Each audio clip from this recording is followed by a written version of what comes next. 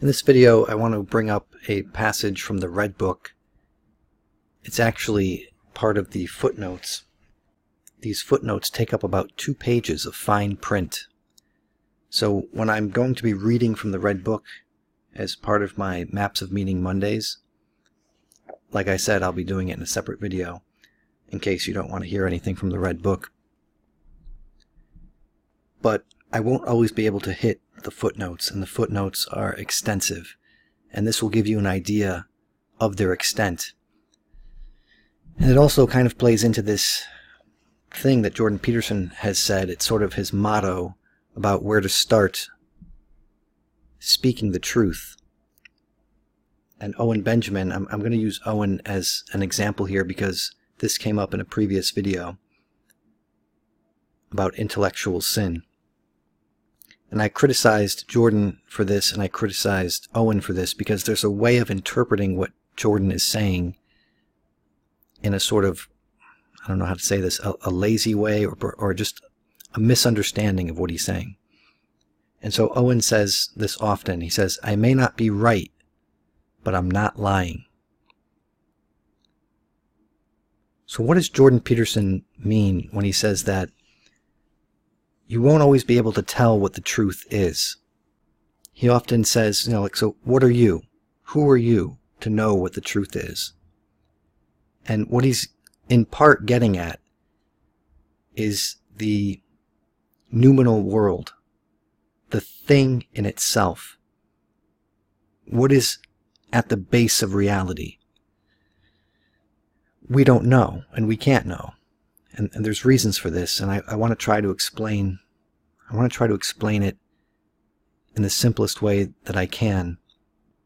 I've tried to explain this before, so this is maybe my second or third time trying to explain this concept.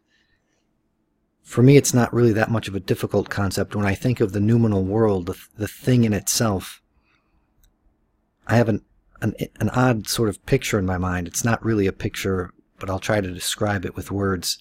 And the words are going to fall short. That's why I'm going to bring up the Red Book. I see like a world of glowing white light, but it's also darkness. And it's not really a visual light, but it's also a sensation, a smell, a taste. It's joy, but it's also sadness. It's all of these things wrapped up in one. Now, why do we see something like a baseball and say that it's white? It's not actually white. It's only white because we perceive it as white. And for some of you this might be obvious, but I'm trying to talk to a general audience. The whiteness is only there because of our eyes and because of how our brain interprets the signals that we get from our eyes and the kind of light that's shining on it. And I'm sure you can add a chain of causation down to the quarks or the very bottom of the building blocks of the universe. Another way to look at it is that people often understand the concept that dogs can't see colors the way we see them because they have a different structure going on there. And so maybe they can't differentiate between orange and green. So this is sort of a popularized idea that people seem to understand. You have to take it up another level and understand that the reality that's out there is being filtered many, many ways.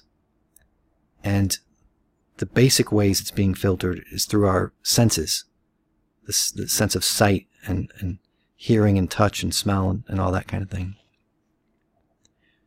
We have this sort of prison of 5 senses, and it's through these prison bars that we experience what's actually out there.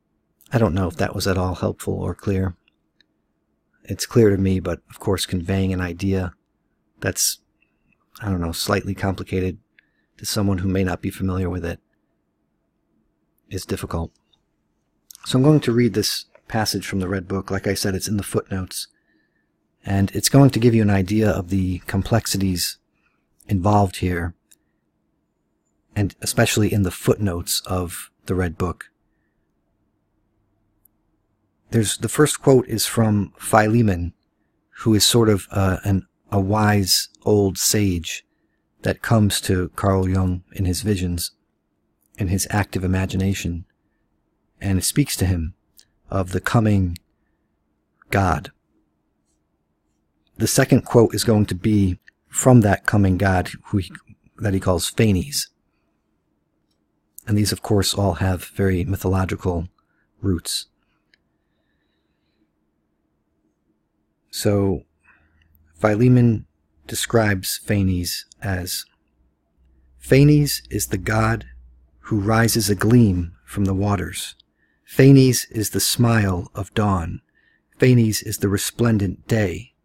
He is the immortal present. He is the gushing streams.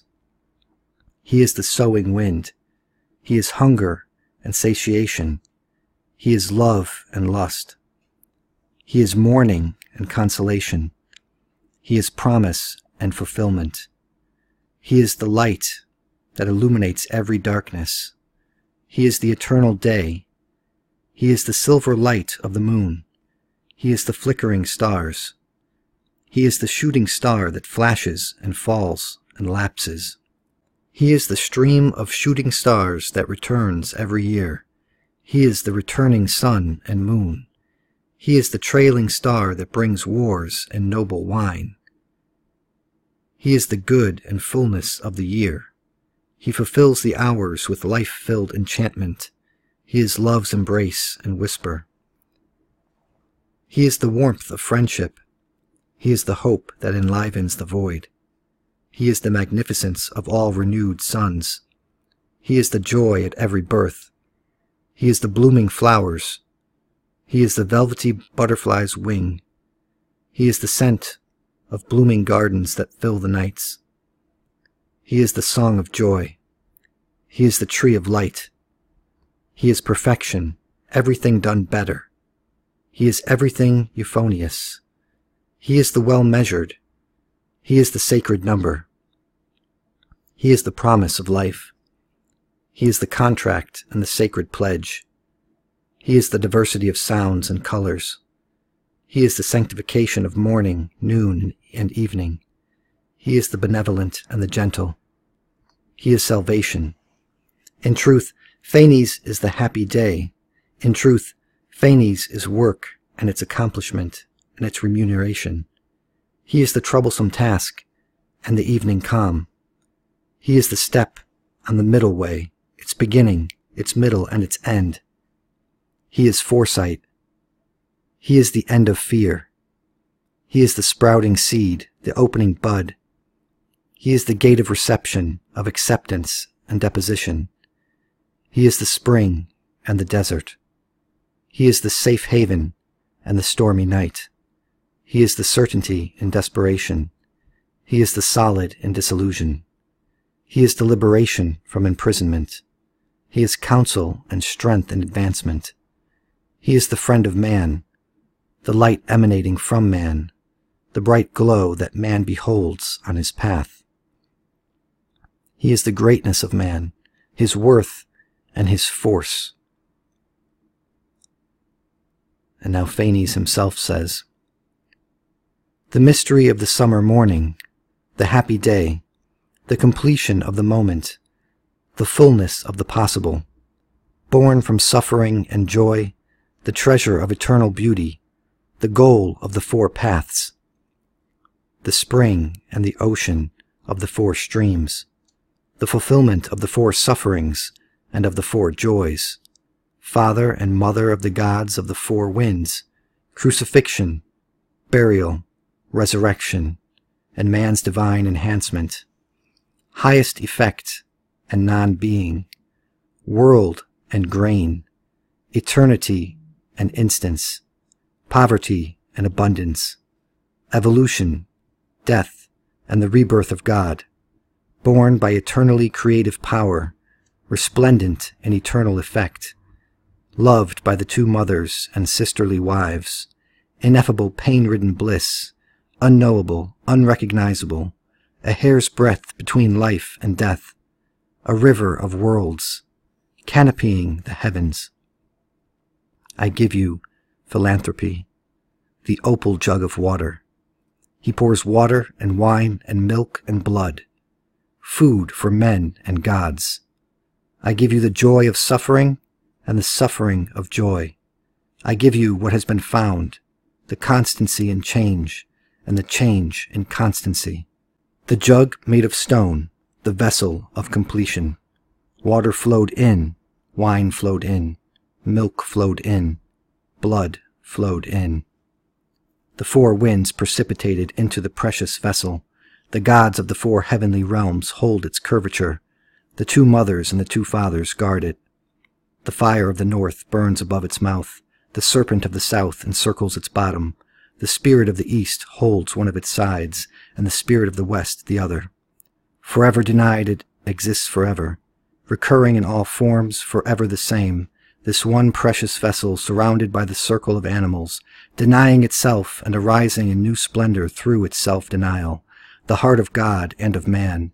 It is the one and the many, a path leading across mountains and valleys, a guiding star on the oceans, in you and always ahead of you, perfected, indeed truly perfected is he who knows this. Perfection is poverty, but poverty means gratitude. Gratitude is love. In truth, perfection is sacrifice. Perfection is joy and anticipation of the shadow. Perfection is the end. The end means the beginning, and hence perfection is both smallness and the smallest possible beginning. Everything is imperfect, and perfection is hence solitude, but solitude seeks community, hence perfection means community. I am perfection, but perfected is only he who has attained his limits. I am the eternal light, but perfect is he who stands between day and night. I am eternal love, but perfect is he who has placed the sacrificial knife besides his love. I am beauty, but perfect is he who sits against the temple wall and mends shoes for money. He who is perfect is simple, solitary, and unanimous. Hence he seeks diversity, community, ambiguity. Through diversity, community, and ambiguity, he advances towards simplicity, solitude, and unanimousness. He who is perfect knows suffering and joy, but I am the bliss beyond joy and suffering. He who is perfect knows light and dark, but I am the light beyond day and darkness. He who is perfect knows up and down, but I am the height beyond high and low. He who is perfect knows the creating and the created, but I am the parturient image beyond creation and creature. He who is perfect knows love and being loved, but I am the love beyond embrace and mourning. He who is perfect knows male and female, but I am the one, his father and son, beyond masculine and feminine, beyond child and the aged. He who is perfect knows rise and fall, but I am the center beyond dawn and dusk.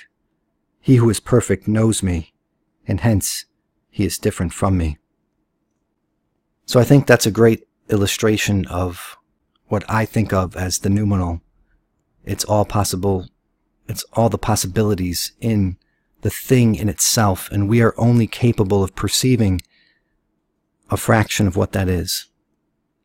And so when Jordan says we can't know the truth necessarily, I think that's part of what he's saying, is that we can't access the thing in itself, the base reality of what is. We're trapped in our brains, in our bodies, in our consciousness, unable to access all that is truly out there, that is true. And so he says, start from a place where at least you don't feel like you're lying. At least you perhaps know that you're not lying. And the problem I have with Owen Benjamin and his constant repetition of this version of the motto, I may not be right, but I'm not lying, is that he emphasizes his true belief, his earnestness above factualness. He doesn't shoulder the responsibility to try to be right. Instead, he's happy being earnest. I think the way he weights these values is a little bit off. And that's my criticism. And the criticism towards Jordan is lessened because I know Jordan has a more complex understanding of this. It's just the way it can come off sometimes. It can sometimes come off as that you don't have responsibility to try to find the truth, or to try to be in tune with the truth, or to shoulder that burden that is the truth, even though it's hard to access and perhaps impossible to access. I probably didn't explain that at all very well, but it's my first time trying to explain that whole motto issue more elaborately, and hopefully over time, as I keep working at this, I'll get better at it. Anyway, if you like this sort of thing, please give the video a like and subscribe. Thank you.